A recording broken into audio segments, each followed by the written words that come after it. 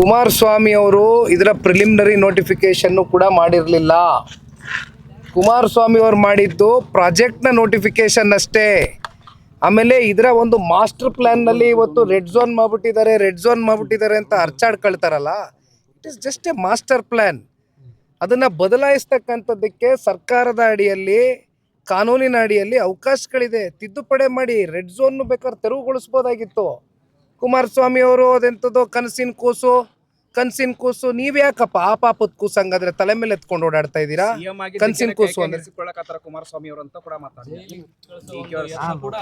ನೋಡಿ, ಕುಮಾರನ್ನ ನಾನು ಜೈಲಿಗೆ ಕಳಿಸಿದ್ರು ಸಂಚ್ ಮಾಡ್ತಾ ಇದ್ದಾರೆ. ಅಲ್ಲ, ಒಂದ್ ನಿಮಿಷ. ಈಗ ಅವರು ಜೈಲ್ಗೆ ಹೋದಂಥ ಸಂದರ್ಭದಲ್ಲಿ ಇದೇ ಮಾನ್ಯ ಕುಮಾರಣ್ಣ ಅವರು ಅವ್ರನ್ನ ಜೈಲ್ಗೆ ಹೋಗಿ ಭೇಟಿ ಮಾಡಿ, ಅವ್ರ ತಾಯಿಯವ್ರನ್ನ ಭೇಟಿ ಮಾಡಿ ಧೈರ್ಯ ತುಂಬಿಸ್ಬಂದಂಥದ್ದು ಇದೇ ಸನ್ಮಾನ್ಯ ಕುಮಾರಣ್ಣ ಅವರು. ಆಮೇಲೆ ಮೊದಲನೇ ದಿನವೇ ಒಂದು ಪಾಪ ಅವ್ರು ಹೇಳ್ತಾರೆ ಒಕ್ಕಲಿಗರು ಮುಖ್ಯಮಂತ್ರಿ ಆಗ್ಬಿಟ್ಟಿದ್ದಾರೆ ಅಂತ, ನಮಗೆಲ್ಲ ಹೊಟ್ಟೆ ಕಿಚ್ಚು ಬಂದ್ಬಿಟ್ಟಿದೆ ಅಂತ. ಒಕ್ಕಲಿಗರು ಮುಖ್ಯಮಂತ್ರಿ ಆದ್ರಲ್ಲ ನಮ್ಮ ಸಮುದಾಯದಲ್ಲಿ ಅನ್ನೋದಕ್ಕೋಸ್ಕರ ಮೊದಲನೇ ದಿನ ಕುಮಾರಸ್ವಾಮಿ ಅವರಾಗಲಿ, ದೇವೇಗೌಡರು ಸಾಹೇಬರಾಗಲಿ, ನಿಖಿಲ್ ಕುಮಾರಸ್ವಾಮಿ ಆಗಲಿ, ನಾವು ಅವ್ರಿಗೆ ಅಭಿನಂದನೆ ಸೂಚಿಸುತ್ತೆ. ಅದು ಕೂಡ ಪಬ್ಲಿಕ್ ಡಾಕ್ಯುಮೆಂಟ್. ನಮ್ಮ ಎಕ್ಸ್ ಖಾತೆಗಳಲ್ಲಿ ನಾವು ಅಭಿನಂದನೆ ಸೂಚಿಸಿದ್ದೀವಿ. ಆದರೆ ಒಕ್ಕಲ್ತನ ಮಾಡ್ತಕ್ಕಂಥ ಬಡ ಒಕ್ಕಲಿಗ ರೈತ ಏನಿದ್ದಾರೆ ಅವನ ರಕ್ಷಣೆಗೆ ನಾವು ನಿಂತ್ಕೊಳ್ಬೇಕಾಗಿರ್ತಕ್ಕಂಥದ್ದು ಅದು ಕೂಡ ನಮ್ಮ ಧರ್ಮ ಇದೆ. ಒಬ್ಬ ಒಕ್ಕಲಿಗ ಸಮುದಾಯದಲ್ಲಿ ಮುಖ್ಯಮಂತ್ರಿ ಆಗಿರ್ತಕ್ಕಂಥದ್ದು ನಾವು ಎಷ್ಟು ಅಭಿನಂದನೆ ಸೂಚಿಸಿದೀವೋ, ಒಕ್ಕಲ್ತನ ಮಾಡ್ತಕ್ಕಂಥ ಬಡ ರೈತನ ಜೊತೆಯಲ್ಲಿ, ಆ ಬಡ ಒಕ್ಕಲಿಗನ ಜೊತೆಯಲ್ಲಿ ನಿಂತ್ಕೊಳ್ತಕ್ಕಂಥದ್ದು ಕೂಡ ಅಷ್ಟೇ ನಮ್ಮದೊಂದು ಧರ್ಮ ಇದೆ, ನಮ್ಮ ಕರ್ತವ್ಯ ಇದೆ. ಅದನ್ನು ನಾವು ನಿಭಾಯಿಸ್ತಾ ಇದ್ದೀವಿ ಹೊರತುಪಡಿಸಿ ಈಗ ಬಂದು ಕೂತ್ಕೊಂಡು ಮೀಡಿಯಾ ಮುಂದೆ ಸ್ಕ್ರಿಪ್ಟ್ ಬರ್ಕೊಂಡು ಪರ್ಫಾರ್ಮೆನ್ಸ್ ಕೊಡೋದ್ರಿಂದ ಏನೂ ಬರಲ್ಲ. ನಾನು ಹೇಳಿದ್ನಲ್ಲ, ಎರಡೇ ಪ್ರಶ್ನೆ ಉತ್ತರ ಕೊಡಲಿ. ರಿವ್ಯೂ ಕಮಿಟಿ ಮಾಡ್ತೀನಿ ಅಂತ ಹೇಳಿದವರು ಅವರೇ.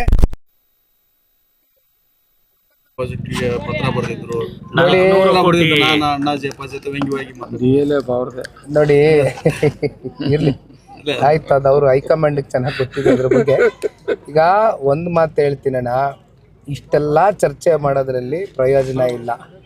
ಈಗ ರೈತರ ಕನ್ಸೆಂಟ್ ತಗೊಳ್ತಕ್ಕಂಥದ್ದಕ್ಕೆ ಇವರು ಡಾಕ್ಟರ್ ಮನಮೋಹನ್ ಸಿಂಗ್ ಅವರು LAR ಆ್ಯಕ್ಟ್ 2013ನೇ ಲ್ಯಾಂಡ್ ಅಕ್ವಿಸಿಷನ್ ಆ್ಯಕ್ಟ್ ಏನಿದೆಯಲ್ಲ, ಆ ಅಕ್ವಿಸಿಷನ್ ಆ್ಯಕ್ಟಲ್ಲಿ ನೀವೇನಾದ್ರೂ ಆ ಭೂಸ್ವಾಧೀನ ಪ್ರಕ್ರಿಯೆಯನ್ನು ಮಾಡಿದ್ದಾಗಿದ್ದರೆ ಕನಿಷ್ಠ ಪಕ್ಷ 80% ಜನ ರೈತರ ಕನ್ಸೆಂಟ್ ಅಪ್ಫ್ರಂಟ್ ಪ್ರಯರಲ್ಲಿ ರೈತರ ಕನ್ಸೆಂಟ್ ಕೊಡಬೇಕಾಗಿತ್ತು ಆ ಆ್ಯಕ್ಟಲ್ಲಿ ಮಾಡಿದರೆ. ಅದನ್ನು ಬಿಟ್ಟು ಕೂಡ ಆ್ಯಕ್ಟಲ್ಲಿ ಯಾಕೆ ಮಾಡ್ತಾರೆ?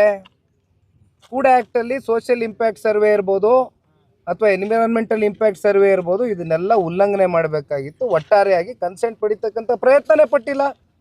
ಕೇವಲ 26 ಹಳ್ಳಿ. ಎಷ್ಟು ದಿನ ತಗೊಳುತ್ತೆ ಕನ್ಸೆಂಟ್ ಪಡೆಯೋಕ್ಕೆ? 2 ಪಂಚಾಯಿತಿ.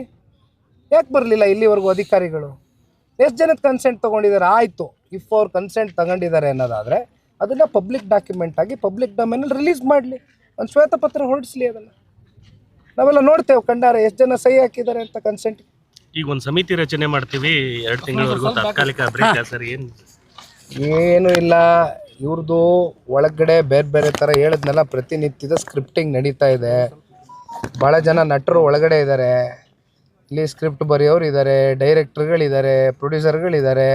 ಇಲ್ಲ ಅವಾಗ ಬಂದು ನಟನೆ ಮಾಡಿ ಆಚೆ ಕಡೆ ಹೋಗ್ತಾ ಇರ್ತಾರೆ ಅಷ್ಟೇ ಇವರೆಲ್ಲ. ಈಗ ಹೇಳಿದ್ನಲ್ಲ, ಈಗ ರಿವ್ಯೂ ಕಮಿಟಿ ಮಾಡ್ತೀವಿ ಅಂದಮೇಲೆ ಮತ್ತೆ ಯಾಕದಿ ಸೂಚನೆ ಹೊರಡಿಸ್ತಾರೆ? ಕಮಿಟಿ ಒಳಗೆ ಇಂಥವ್ರು ಇರ್ಬೇಕಂತ ಏನಾದ್ರು ಅದು ಯಾವುದು ಮುಖ್ಯಮಂತ್ರಿಗಳು ಹೇಳಿಲ್ಲ. ಮಾನ್ಯ ಮುಖ್ಯಮಂತ್ರಿಗಳು ಕಮಿಟಿನಲ್ಲಿ ಯಾರು ಇರ್ತಾರೆ ಅಂತಕ್ಕಂಥದ್ರ ಬಗ್ಗೆ ಇನ್ನೂ ಏನು ಹೇಳಿಲ್ಲ. ಯಾರು ಇರ್ಬೇಕಂತ ವಿಚಾರ ಮಾಡ್ತೀವಿ ಅಂತ ಹೇಳಿದ್ರೆ ಅದಕ್ಕೆ ತಾವೇನಾದ್ರು ಹೇಳುವಂಥದ್ದು ನೋಡೋಣ. ವಿಚಾರ ಅವ್ರು ಮಾಡ್ತೀನಿ ಅಂದಿದಾರಲ್ಲ. ಈಗ ಮೊನ್ನೆ ಅದೇನೋ ಕಾಟಾಚಾರದ ಸಭೆ ಕರೆದು ರೈತರನ್ನ ಅಂತ ಕರೆದು ಕೂರ್ಸ್ ಮಾಡ್ದಂಗೆ ಕಮಿಟಿ ಮಾಡೋದಾದ್ರೆ ಮತ್ತು ಕಮಿಟಿಲಿ ಅರ್ಥ ಏನಿದೆ? ಪರ ವಿರೋಧ ಇಬ್ರು ಇರಬೇಕು ಕಮಿಟಿನಲ್ಲಿ. ಸಾಧಕ ಬಾಧಕ ಎರಡೂ ಚರ್ಚೆ ಆಗಬೇಕು. ಸರಿ, ಪೊರಕೆ ವಿಚಾರಕ್ಕೆ ಸಂಬಂಧಪಟ್ಟಂಗೆ ಅಧಿಕಾರಿಗಳು ಯಾವುದೇ ಕಾರಣಕ್ಕೂ ಹೊಡಿಬೇಡಿ, ಹೊಡೆದಿದ್ರೆ ನನಗೆ ಹೊಡೀರಿ ಅಂತಂದು CM ಅವರು ಹೇಳಿದ್ರು. ಈಗ ಸರ್ ನಿನ್ನೆ ಏನಾಗಿದೆ, ಈಗ ಮೊನ್ನೆ ಆದಂಥ ಘಟನೆ, 2 ದಿನದಿಂದ ಆದಂಥ ಘಟನೆ, ನಾನು ಇಲ್ಲಿ ಬಂದ್ಬಿಟ್ಟಿದ್ದೆ ಕಲಬುರಗಿಗೆ. ಹಾಗಾಗಿ FIRಗಳು ದಾಖಲೆ ಮಾಡ್ತಾರೆ. FIR ಯಾರ ಮೇಲೆ ದಾಖಲಾತಿ ಮಾಡಿದ್ದಾರೆ ಅಂದರೆ 10 ಜನದ ಮೇಲೆ FIR ಹಾಕಿದ್ದಾರೆ. ಆ 10 ಜನದಲ್ಲಿ 5 ಜನ ಮಹಿಳೆಯರು. ಅದರಲ್ಲಿ 3 ಜನ ಇಲ್ಲವೇ ಇಲ್ಲ. ಎಲ್ಲಿ ಫಿಸಿಕಲಿ ಅಲ್ಲಿ ಇಲ್ಲವೇ ಇಲ್ಲ, ಪ್ಲೇಸಲ್ಲೇ ಇಲ್ಲ. ಅಂಥವ್ರ ಮೇಲೆ FIR. ಎಲ್ಲಿ ಹೊಡಿಯೋಕ್ಕೆಲ್ಲಿ ಸಿಗ್ತಾರೆ? ಯಾರಿಗೆ ಹೊಡಿತಾರೆ? ಪಾಪ ರೈತರು ಬಂದು ಕೂತ್ಕೊಂಡು ಚರ್ಚೆ ಮಾಡಿ ಇದನ್ನು ಸೌಹಾರ್ದಯುತವಾಗಿ ಬಗೆಹರಿಸ್ಕೊಂಡ್ರೆ ಎಲ್ಲ ಉತ್ತಮ. ಆದರೆ ಈಗಲೂ ಇದನ್ನೇ ಮಾಡ್ಕೊಂಡು ಹೊರಡೋದಾದರೆ ನಾವು ಕೈ ಕಟ್ಕೊಂಡು ಕೂರೋಕ್ಕಾಗಲ್ಲ. ಕಾನೂನಿನಡಿಯಲ್ಲಿ ಅವಕಾಶಗಳಿದೆ. ನಾವೇನು ಮಾಡ್ಬೇಕು, ರೈತರ ಜೊತೆ ಹೋರಾಟ ಮಾಡ್ತೀವಿ, ಆನ್ ಗ್ರೌಂಡು ಮಾಡ್ತೀವಿ, ಲೀಗಲ್ ಬ್ಯಾಟಲು ಮಾಡ್ತೀವಿ. Thank you.